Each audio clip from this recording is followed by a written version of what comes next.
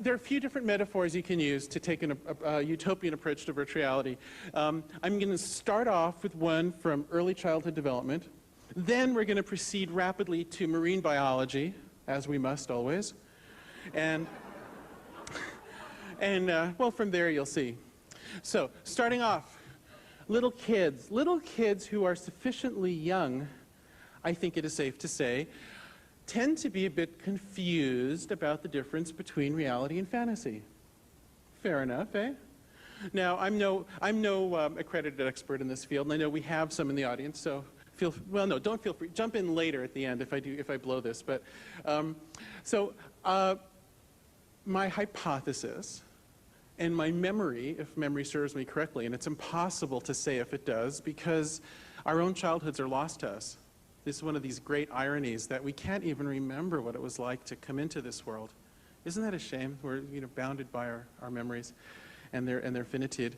So, but if we can remember far enough back to what it was like to be a little kid, I think it was marvelous to have that confusion.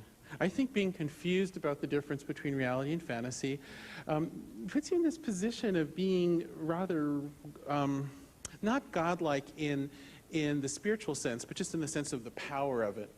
You can imagine something and it's as if it's there. If you conjure up just a thought, a desire for, say, a 1,700-foot tall amethyst living elephant wandering over Camden and drinking in the harbor, it's as if it's there. Poof! So when you have something like a brain that's like this plastic thing that's designed to learn and change, there's no telling where it'll go. And my fondest hope of virtual reality is that there's some phenomenon waiting to happen, to unfold in the brain, that's analogous to what happened with reading and writing, where some millennia hence there'll be little parts of us that light up when we're sharing virtual worlds in these waking state intentional conversations. Something is waiting to take place. Here's a definition I'm going to use for spirituality. Spirituality is your emotional strategy for dealing with unanswerable questions. Now, if we think of ourselves as surrounded by questions, a very large portion of them are unanswerable.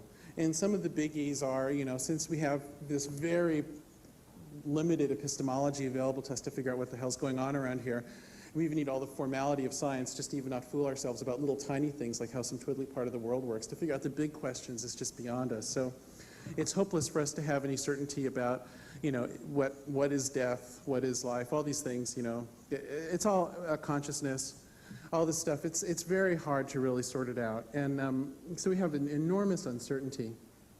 And I think there's each person has to develop their own strategies, or to use the term of the trade, their heuristics, for dealing with the unanswerable questions, and that's what spirituality is. It's that simple. And if somebody charges you for it, then it's religion. And then,